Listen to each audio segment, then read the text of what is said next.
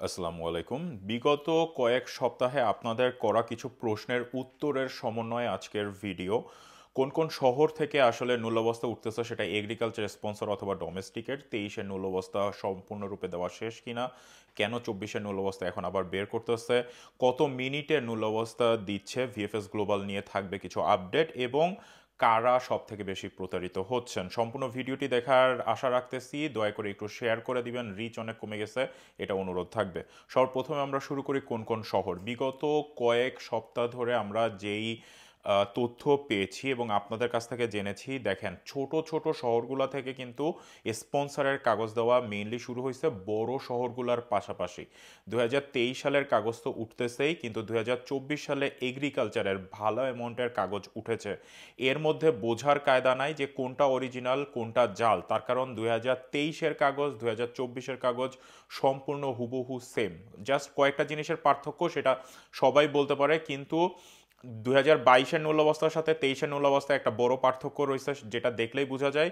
কিন্তু 23-এর নূল্যবস্থার সাথে 24-এর নূল্যবস্থার পার্থক্য নাই। শহরগুলোর নাম বলে দেই, স্পন্সারের বিশেষ করে বলি, তার কারণ এগ্রিকালচারের নন সিজনালের মোটামুটি সব শহর থেকেই আপনার টুকটাক ভালো অ্যামাউন্টের নূল্যবস্থা উঠেছে। মধ্যেখানে 2 সপ্তাহ বন্ধ ছিল, অর্থাৎ 18 তারিখের পরে, গত মাসের 18 তারিখের পরে আলহামদুলিল্লাহ ভালো ধুমায় প্রায় 10 দিনের মতো নূল্যবস্থা দিছে। এরপরে শুধু কমিউনিকেশন দিছে 2 সপ্তাহ, তারপরে আবার কিন্তু নূল্যবস্থা ওঠা শুরু হয়েছে 2 সপ্তাহ আগে থেকে এবং এখনও উঠতেছে। স্পন্সর গত সপ্তাহ থেকে ওঠা শুরু হয়েছে। শহরগুলো যদি বলে দিই, সবার প্রথম খবর পেয়েছিলাম সালের্নো থেকে, দ্বিতীয়ত নাপোলি, রোম, আভেলিনো, ভেনেৎসিয়া, ভেরোনা, বোলজানো, ত্রেন্তো, এই সব শহর থেকে তো উঠেছেই, পাশাপাশি মাতেরা, কসেনজা, আরও টুকটাক কিছু ছোট ছোট শহর থেকেও কিন্তু আপনার স্পন্সরের কাগজ উঠেছে। ডোমেস্টিকের খবর মেইনলি আমরা পেয়েছি আপনার নাপোলি এবং রোম থেকে, তার পাশাপাশি সালের্নো, কাসেরতা থেকেও আমরা খবর পেয়েছি ডোমেস্টিকের কাগজ ওঠার। লাতিনা থেকেও একজন জানিয়েছে ডোমেস্টিকের কাগজ উঠেছে।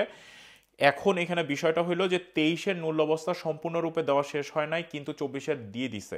এইটা দেখেন কেন দেওয়া শুরু করতেছে 2024-এর। আমি গত ভিডিওতেও বলেছি যে এদের লোক দরকার, সামার চলে আসছে, লোক দরকার, যেই লোকের জন্য তারা ফ্লুসি দিচ্ছে।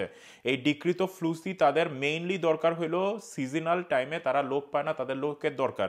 ইটালির ফুল ইকোনমি ডিপেন্ড করে হইল গিয়ে এই ট্যুরিজম সেক্টরের উপরে, বিশ্বাস করেন। পাশাপাশি দ্বিতীয় জিনিসটা হলো এগ্রিকালচারের উপরে। সেইখানে যদি কাজ করার লোকই না পায়, তাহলে দেশ চলবে কিভাবে, ইকোনমি চলবে কিভাবে, এই জিনিসটা বোঝার দরকার। 2023-এ যেসব শহরে আপনার ম্যাক্সিমাম জায়গায় কাগজ দেওয়া শেষ, সেই সব জায়গা থেকে 24-এর কাগজে উঠাই দিছে। যেখানে চাপ অনেক বেশি থাকে, আমি গতবার আপনার রিমিনির কথা বলেছিলাম, যেখানে আপনার সিজনাল টাইমে সিজনে প্রচুর বিজনেস হয়। আপনি যদি ভেনিসের কথা ধরেন, আপনি যদি ভেরোনার কথা ধরেন, আপনি যদি উপরে লোমবার্ডির কথা ধরেন, গার্দার কথা ধরেন, কোমোর কথা ধরেন, ব্রেশিয়ার কথা ধরেন, বোলজানোর কথা ধরেন, এই সিজনে এখানে কি পরিমাণ কাজ হয় আপনাদের হিসাব নাই। ইভেন নাপোলিতে, রোমে। তো এই সব জায়গা থেকে কাগজ যতটুকু সম্ভব 23-এর বের করছে, 24-এর কাগজও তারা বের করে দিছে, যাতে লোকগুলো আসতে পারে সময়ের আগে। আমার কথাটা বুঝার এই কারণেই বের হচ্ছে। 2023-এর কাগজ সম্পূর্ণরূপে দেওয়া শেষ হয় না। এগ্রিকালচার মোটামুটি অনেক দিয়েছে, কিন্তু স্পন্সরের অনেক কাগজ দেওয়া বাকি আছে, এটা সারা বছর ধরে দিবে। 24-এরও একই অবস্থা, স্পন্সর কেবল শুরু করছে, আপনার আরও বের হবে। এগ্রিকালচারও অনেক কাগজ বের হবে, ডোমেস্টিক তো বাকিই রয়েছে। তৃতীয় জিনিসটা হলো কত মিনিটের। ভাই দেখেন, সবাইকে অবাক করে দিয়ে এই বছর যেটা এখন দেখা যাচ্ছে, অটোমেটিক তার একটা সিস্টেম চালু করছে, যে কোনো কন্ট্রোল ছাড়াই যারা আবেদন করছে, যাদের সব কিছু ওকে ছিল, কন্ট্রোল না করে অটোমেটিক নূল্যবস্থা দিয়ে দিচ্ছে। যেইটা এই বছর আমরা হঠাৎ করে দেখতে পারলাম। একটা হইল গিয়ে আপনার সব কন্ট্রোল করে নূল্যবস্থা দিচ্ছে, আর একটা অটোমেটিক নূল্যবস্থা বের করে দিচ্ছে, তারপরে আপনার কমিউনিকেশন দিচ্ছে। বিপদে কে পড়েছে? বিপদে আপনারা পড়েছেন। আপনারা তো প্রথম অবস্থায় মালিকের পেকে যখনই আপনার নূল্যবস্থা চলে আসতেছে, সে তো আপনার কাছে এটা শেয়ার করে দিয়ে টাকা নিয়ে নিচ্ছে, কিন্তু 10 দিনের মধ্যে তার যে কিছু আপডেট কাগজ দেওয়া লাগবে, সেগুলো যদি সে না দেয়, সেই নূল্যবস্থা যে রেভোকারে করে নিয়ে যাচ্ছে, এই ব্যাপারটা নিয়ে আপনারা কিন্তু সচেতন না। তখন আপনারা যখন ভিএফএস গ্লোবালে অ্যাপয়েন্টমেন্ট নিতে যাচ্ছেন, তখন দেখতেছেন যে আপনার নূল্যবস্থাটা অরিজিনাল না, ম্যাচ করতেছে না, তার কারণ এটা রেভোকারে করে নিয়ে গেছে। এই জিনিসটা আপনারা মাথায় রাখবেন। প্রচুর পরিমাণ নূল্যবস্থা অটোমেটিক বের হচ্ছে, সেইটা আবার রিজেক্ট করে নিয়ে যাচ্ছে। এই জিনিসটা মাথায় রাখবেন। সুতরাং টাকা পয়সা লেনদেনের ক্ষেত্রে অবশ্যই একটু ওয়েট করে তারপরে আপনারা টাকা পয়সা লেনদেন করবেন।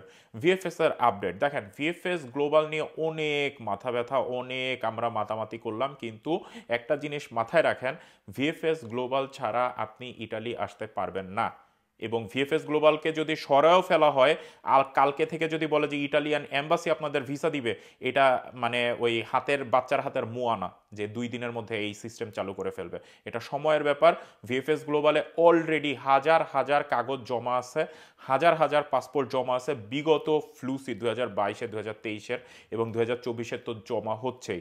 সুতরাং তাদেরকে একটা সমতায় আসতে হবে, আগেরগুলাও তাদের দিতে হবে, ফেরত দিয়ে দিতে হবে, ভিসা লাগায় হোক, ভিসা রিজেক্ট করে হোক। দ্বিতীয়ত হইল 23-এর কাগজগুলো আগে দিয়ে দিতে হবে, যাদের মূল অবস্থার ভ্যালিডিটি প্রায় 4-5 মাসের মতো হয়ে গেছে, তারপরে যায় 24-এর কাগজগুলো তারা ধরবে। কিন্তু এখানে একটা জিনিস আপনারা মাথায় রাখবেন, এইখানে কিন্তু প্রেফেক্তুরা এবং সিটি অনুযায়ীও কিন্তু তাদের উপরে প্রেশার আছে। যেইখানে অরিজিনালি লোকের দরকার, অবশ্যই তাদের কাগজগুলো আগে তারা ইস্যু করবে, তাদের ভিসাগুলো আগে ইস্যু করবে। এই জিনিসটা আপনারা মাথায় রাখবেন। তো ভিএফএস গ্লোবাল নিয়ে মেইন আপডেট এটাই, যে আপনারা বেশি মাতামাতি করেন না। আর দ্বিতীয় জিনিস, অ্যাপয়েন্টমেন্টের ব্যাপারে আপনারা যে কথাটা বলতেছেন, দেখেন অ্যাপয়েন্টমেন্টের যেই সিস্টেমটা ছিল যে আপনাদেরটা চেক করে তারপরে হইলো আপনাদেরকে অ্যাপয়েন্টমেন্ট দিত, সেম জিনিসটাই থাকবে, শুধু একটা সিস্টেমেটিক অর্ডারে চলে আসবে। তারা একটা ওয়েবসাইট তৈরি করতেছে, সেই ওয়েবসাইটে অটোমেটিক্যালি আপনারা আপনাদের মূল অবস্থা চেক করেই অ্যাপয়েন্টমেন্ট পাবেন। আপনাদের মূল অবস্থা যদি অরিজিনাল না হয় তাহলে আপনারা অ্যাপয়েন্টমেন্ট পাবেন না। যদি আগের সিস্টেমে চলে যায় তাহলে তো কোনো লাভ হইল না, এত আন্দোলন করে তো কোনো লাভ হইল না। সেই গড় পর্তায় মানুষই তো তখন আপনার ওই অ্যাপয়েন্টমেন্ট নিবে। এখন যেটা হবে, আপনার একটা ওই মূল অবস্থার যেই নাম্বারটা, সেই নাম্বারটা ভেরিফাই করে পাসপোর্টের সাথে মিলে তারপরে আপনি অ্যাপয়েন্টমেন্ট পাবেন, তা বাদে আপনি অ্যাপয়েন্টমেন্ট পাবেন না। এরপরে শুধু যে আপনার মূল অবস্থা দিবে, মূল অবস্থার নাম্বার দিয়েই যে আপনার জন্য অ্যাপয়েন্টমেন্ট নেওয়া যাবে তা না। আপনার পাসপোর্ট, আপনার নাম, আপনার ঠিকানা, আপনার পাসপোর্টের নাম্বার, আপনার মূল অবস্থার প্রোটোকল নাম্বার সব যখনই ম্যাচ করবে, ওই একটা মানুষের জন্য একটা অ্যাপয়েন্টমেন্ট বুক করা হবে। এই জিনিসটা আপনারা মাথায় রাখবেন, সেই সিস্টেমই আসতে যাচ্ছে। এটা আরও ভালো হবে। অনেকে এটাকে খারাপ বলতেছে, কিন্তু সেটা সময় বলে দিবে, এবং সেটা ইনশাল্লাহ আপনারা আগামী মাসের শেষ দিক থেকে এই জিনিসটা আপনারা জানতে পারবেন। এই সফটওয়্যারের আপডেটটা আশা করি চলে আসবে, যেটা আমরা যতটুকু আমরা জানি। আর একটা জিনিস না বললে না, কারা প্রতারিত হচ্ছে এটা সবাই কোশ্চেন করে, যে ভাই আমি কিভাবে বুঝবো আমার এই কাগজটা অরিজিনাল কিনা, আমার এইটা অরিজিনাল কিনা। এই প্রশ্নগুলো করে আসলে লাভ নাই। সবার প্রথম জিনিসটা আপনি দেখবেন যে আপনার রিসিভও অরিজিনাল কিনা। ভাই দেখেন, 4 মাস 5 মাস 6 মাস ধরে আপনাদেরকে ঘুরায় একটা জাল কাগজ দিছে। আমার পরিচিত একজন আছে আমার পেজেরই, 2 বছর ধরে ঘুরতেছে। প্রথম বছরে 2022-এর ফ্লুসিতে তার আবেদন করা হয়েছিল, হয় নাই। 23 তো চলে গেল, এখন 24-এ চলে আসলো। এই যে এই এপ্রিল মে মাস চলে, অর্থাৎ তার সেটা প্রথমে তাকে যেটা বলছিল, তার মে মাসের শেষের দিকে তার মূল অবস্থা উঠেছিল 22-এর ফ্লুসি, যেটা 27 মার্চ 2023-এ আবেদন করা হয়েছিল। এরপরে 2023 ঘুরে চলে গেল 2024-এর এই যে মে মাস প্রায় শেষের পথে, এখনও তারে ঘুরাইতেছে। এই জিনিসটা আপনারা মাথায় রাখবেন।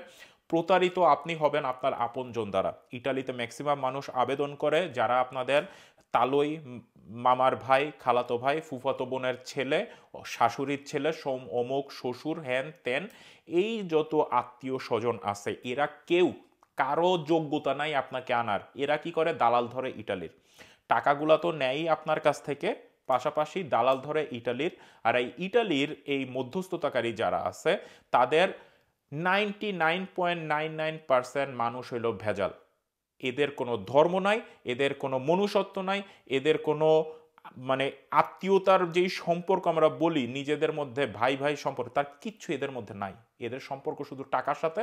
এরা এই টাকা এই জামানায় কামাবে, কবরে যাবে, শেষ তাদের জীবন। মরার কোনো ভয় নাই, আল্লাহর কোনো ভয় নাই। জিনিসটা হলো তাই। সুতরাং আত্মীয় বইলাই যে আপনারা ইটালি নিয়ে আসতে পারবে, এই জিনিসটা কখনোই বিশ্বাস করবেন না। দ্বিতীয় একটা কথা হলো, মধ্যপ্রাচ্য থেকে যারা আছেন তারা সব থেকে বেশি প্রতারিত হন, এবং বাংলাদেশের ইয়াং জেনারেশন যারা আছে তারা সব থেকে বেশি প্রতারিত হয় এই ইটালি নিয়ে। একটা জিনিস আপনারা মাথায় রাখবেন, মধ্যপ্রাচ্য থেকে আপনি যখন আসতেছেন, এত ইজি না আপনার জন্য ইটালি ঢোকা। এই জিনিসটা আপনারা মাথায় রাখবেন। মধ্যপ্রাচ্য থেকে সরাসরি কেউ আপনার জন্য আবেদন করে দিচ্ছে না। আপনিও সেই কোনো এজেন্ট ধরতেছেন, কোনো মধ্যস্থতাকারী ধরতেছেন। তাদের উপরে ভরসা করে আপনারা আপনাদের সময়, টাকা সবকিছু নষ্ট করতেছেন। এই জিনিসটা আপনারা মাথায় রাখেন। ইটালি বাদ দিয়ে আরও অনেকগুলা দেশ আছে।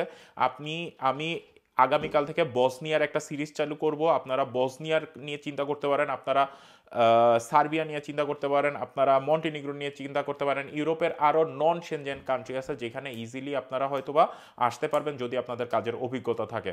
আজকের মতো আমি আর ভিডিও বড় করতেছি না, অলরেডি ভিডিও বড় হয়ে গেছে। আরও অনেক প্রশ্ন আছে, আমি হয়তোবা লাইভে আপনাদের সাথে কথা বলার চেষ্টা করব। ভালো থাকবেন সবাই, দোয়া করবেন আমার জন্য। আজকের মতো বিদায় নিচ্ছি। আল্লাহ হাফেজ, আসসালামু আলাইকুম। ভালো থাকবেন সবাই।